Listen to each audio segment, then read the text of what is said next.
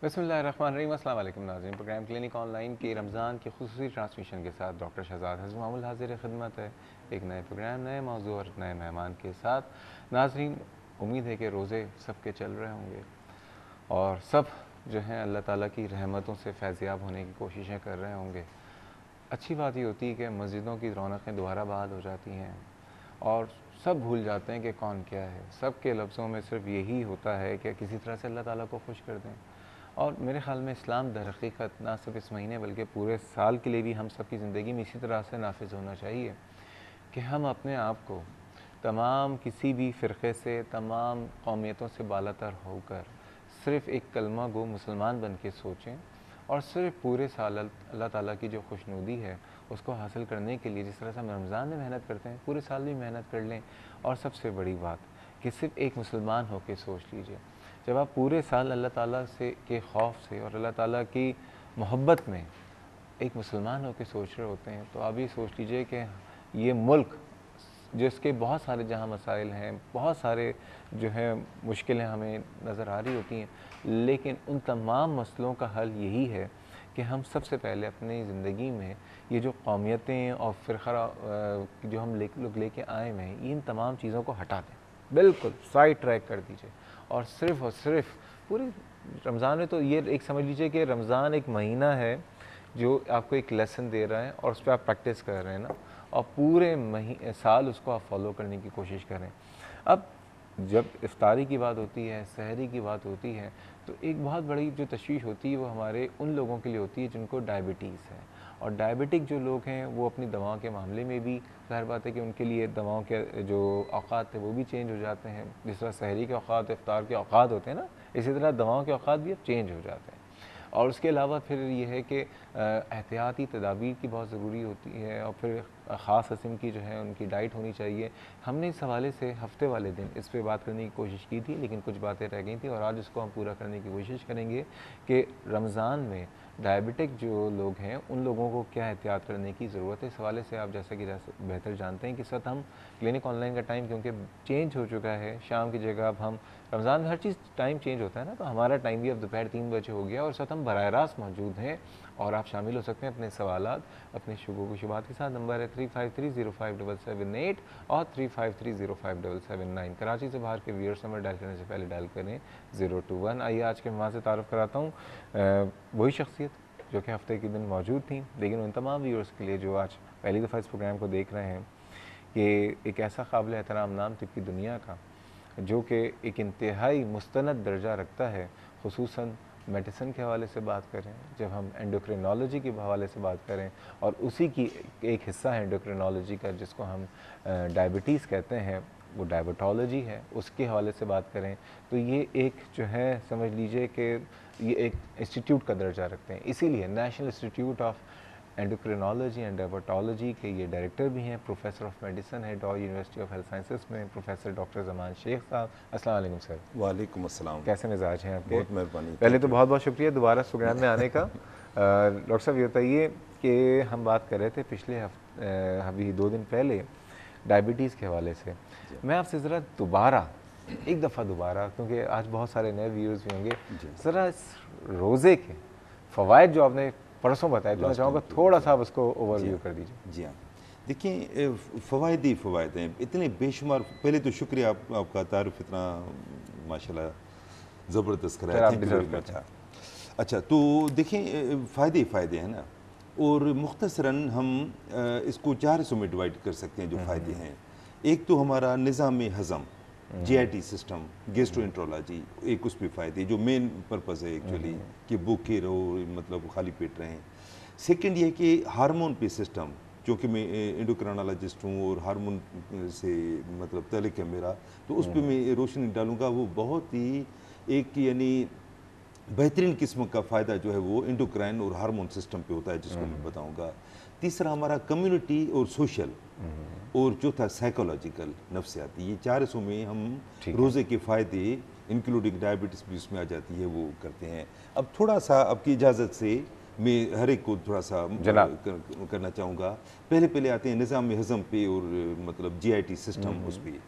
तो देखें, भूखा रहना हमारे जिस्म में 100 से ज़्यादा एंजाइम होते हैं जो लुआब जिसे कहते हैं, जो डाइजेशन और एब्जॉर्प्शन में हेल्प करती हैं। जो भी हम खाना खाते हैं वो आखिर में बदन का जुज़ो बनता है, वो एंजाइम की वजह से बनता है।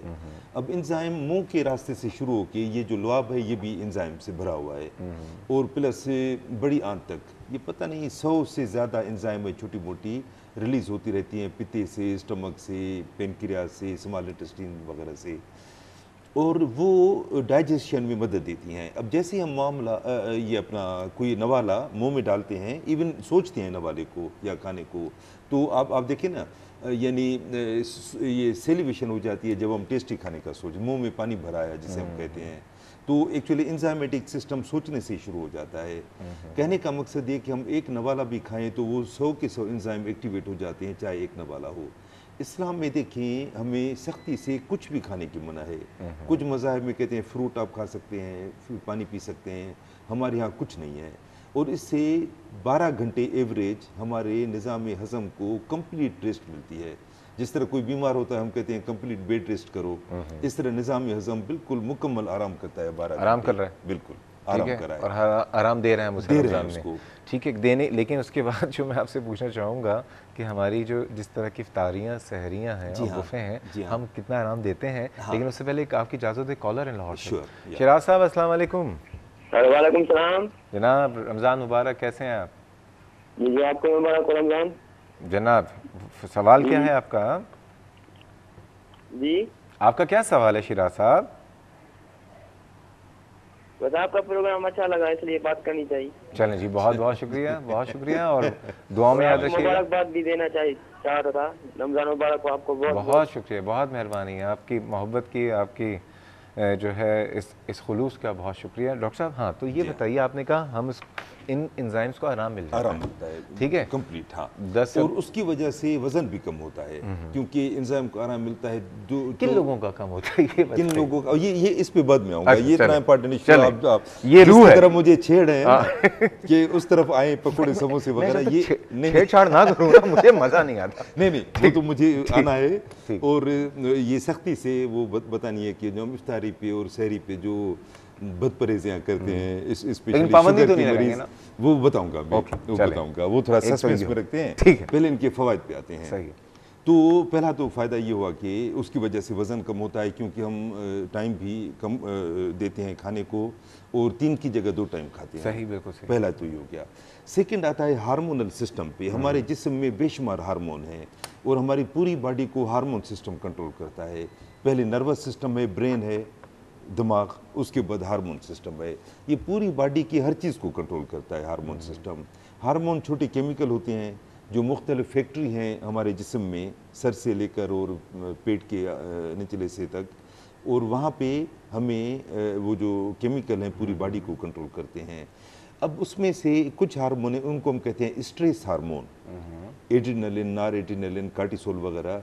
ये हार्मोन जो हैं वो अगर ज़्यादा हों तो शुगर बढ़ाते हैं, मोटापा बढ़ाते हैं, ब्लड प्रेशर बढ़ाते हैं, कोलेस्ट्रॉल बढ़ाते हैं, दिल के अमराज बढ़ाते हैं। फसाद की जड़, ये फसाद की जड़ नहीं, एक्चुअली ये स्ट्रेस हार्मोन है। कुदरत ने इसलिए वो दिए हैं कि जब स्ट्रेसफुल सिचुएशन होती है, कोई ख़तरा होता है, खौफ होता है, उस वक्त ये एक्टिवेट हो जाते हैं, और उस खौफ को फेस करने के लिए ज़रूरी है। ठीक है, मगर अगर इनकी एक्सेस हो तो वो फिर बीमारियाँ, फिर फसाद की जड़ होते हैं ना, फसाद की जड़ होती है। एक कॉलर है हमारे साथ गुजरांवाला से, सादिया साहिबा। अस्सलाम वालेकुम सादिया साहिबा। वालेकुम अस्सलाम जी, आपका रमज़ान मुबारक हो। ठीक है, अल्हम्दुलिल्लाह। जनाब, मैंने डॉक्टर साहब ये पूछना था कि जो ऑपरेशन के दौरान बेहोश करने के लिए 2 चीज़ें इस्तेमाल की जाती हैं, एनेस्थीसिया और एक स्पाइनल इंजेक्शन लगाया जाता है। एनेस्थीसिया और ये स्पाइनल में, ये जो स्पाइनल कॉर्ड नहीं है और रीढ़ के स्पाइनल कॉर्ड में, ठीक है, स्पाइनल एनेस्थीसिया जो होता है, एपिड्यूरल। हाँ जी, तो ये मैंने पूछना था कि जब डिलीवरी के दौरान दोनों में से कौन सा तरीका बेहतर होता है, और इसके साइड इफेक्ट्स किसके ज़्यादा हैं? अच्छा, चलें मैं आपको इस सवाल का थोड़ा सा जवाब दे देता हूँ कि स्पाइनल एनेस्थीसिया या जनरल एनेस्थीसिया ये डिसाइड करता है सर्जरी की नौयत। जिस तरह की सर्जरी की नौयत है उस हिसाब से ये एनेस्थीसिया, या तो जनरल एनेस्थीसिया का मतलब होता है कि पूरा बेहोश करना, एपिड्यूरल या स्पाइनल एनेस्थीसिया का मसला ये होता है कि इसमें इंसान बेहोश नहीं होता, लेकिन वो जो हिस्सा जहाँ पे सर्जरी की जा रही होती है वो आपका जो हिस्सा है वो सुन्न हो जाता है। तो हाँ जी। इन दोनों के अगर ये एक्सपर्ट और मुस्तनद लोग कर रहे हैं तो उनका कोई साइड इफ़ेक्ट नहीं है, ठीक है। ठीक है। तो उनका कोई, और ये डिपेंड करता है कि किस तरह की और किस नौइयत की सर्जरी। क्यों डॉक्टर साहब? सही कहा, सही जैसे फरमाया। डिलीवरी ये जो बच्चे की पैदाइश के लिए मेजर ऑपरेशन किया जाता है जी, उसमें बच्चे की पैदाइश मेरा के लिए- रिसेंटली हुआ है, तो मुझे उन्होंने स्पाइनल कॉर्ड में लगाया इंजेक्शन। जी जी। जबकि पहले 2 बेबी जो मेरे हैं वो मुझे पूरा बेहोश किया गया था, मुझे कोई पता नहीं था क्या हो रहा है। तो मुझे बड़ा इसमें तहफ़्फ़ुज़ात है कि पता नहीं इसके साइड इफेक्ट्स होते हैं या इसमें क्या, डॉक्टर नहीं, का तो नहीं वैसे कोई होता अभी मसला? रिकमेंडेड ये होता है कि पूरा बेहोश करने की ज़रूरत नहीं होती है, ठीक है। जी। अब ये डिपेंड ही करता है कि वो क्या, किस तरह की आपकी डिलीवरी, सिजेरियन हुआ है आपका? जी। हाँ, तो स्पाइनल पे हो जाता है अब ना, तो ठीक इसके है। बाद में कोई साइड इफेक्ट्स तो नहीं होते? नहीं, कोई साइड इफेक्ट नहीं होते। आप एक्सरसाइज करती रहिए, जो आपको अगर कमर की एक्सरसाइज और पेल्विक फ्लोर एक्सरसाइजेज अगर नहीं बताई हैं तो आप जाके पता कर लीजिए, और क्योंकि वो वैसे भी डिलीवरी के बाद दुनिया के हर खातून को करनी बहुत ज़रूरी होती है, ठीक है। ठीक है। बहुत शुक्रिया ठीक। डॉक्टर साहब, आइए। थोड़ा सा रिक्वेस्ट कर दें कि जो मौजू है वो उसके क्वेश्चन आए तो जरा अच्छा जी, चलें, लगेगा, टॉपिक वरना से फिर related ये कॉल कि करें, लेकिन डॉक्टर वरना साहब- एनेस्थेटिस्ट जब आएगा तो सिर्फ शुगर के क्वेश्चन होंगे तो जरा चलें, कोई बात नहीं सर। तो अच्छा, तो अब हम आ रहे थे हार्मोन सिस्टम पे। हार्मोन, आपने कहा कि स्ट्रेस में हर चीज़ बढ़ हाँ, जाती है। तो अब देखिए ना, ये हार्मोन तब बढ़ते हैं जब खौफ हो, खतरा हो, गुस्सा हो, किसी को गालियां देने का दिल चाहे, किसी के हसद हो, टेंशन हो, तो उसमें ये नामी स्ट्रेस है, मीन्स परेशानी उसमें बढ़ जाते हैं। अब देखिए कि रोज़े में ये सारी जो कैफियत हैं उनकी सख्ती से मना है। रोज़ा रख के आप किसी को बुरा भला नहीं कह सकते, किसी के बारे में बुरा नहीं सोच सकते, कोई ख़राब बात नहीं कर सकते, स्ट्रेस में नहीं आ सकते, आपको काम, बल्कि ये हदीस है कि आप कोई आपसे बदतमीज़ी करे, आप कहें कि मैं रोज़े से हूँ, वो बात ख़त्म हो जाएगी। वो सियाना खुद समझ जाएगा कि मैं इसके साथ गलत कर रहा हूँ। तो बड़ा अच्छा, ये बहुत अच्छी बात की आपने। जी हाँ। कि अक्सर ये होता है कि कोई आपको प्रोवोक कर रहा होता है, जी हाँ, बिल्कुल। तो आप बेस्ट ये कि उसको कहते हैं भाई मैं रोज़े से हूँ, प्लीज मैं रोजे से हूँ, रोजे के बाद इंशाल्लाह उसके बाद देखेंगे, देखा जाए तो रियली आप देखिएगा कितना, बल्कि उस पर पॉजिटिव असर पड़ेगा। हाँ। कहने का मकसद ये है यानी इससे कि कुछ बहस करने की जरूरत नहीं है। जरूर मैं रोज़े से हूँ भाई। हाँ, तो इस वक्त नहीं लड़ सकता, बिल्कुल, इस वक्त बहस भी नहीं कर सकता। बिल्कुल, वो समझ जाएगा, वेरी गुड। मुसलमान होगा तो समझ जाएगा, और कोई फिर तो जाहिर है। एक कॉलर हो ले, ठीक है। हसनैन साहब, अस्सलाम वालेकुम। जी सलाम डॉक्टर। वालेकुम सलाम, कैसे हैं आप? ठीक हैं? अल्हम्दुलिल्लाह। शहजाद साहब, मैं तारीफ तो बेइंतहा कर सकता हूँ, लेकिन मैं आपका वक्त ज़ाहिर नहीं करना चाहता, तो मैं जनाब, डायरेक्ट हुक्म करें। क्वेश्चन पूछता हूँ। प्रोफेसर साहब तशरीफ लाए हुए हैं, माशाल्लाह मायनाज डॉक्टर हैं।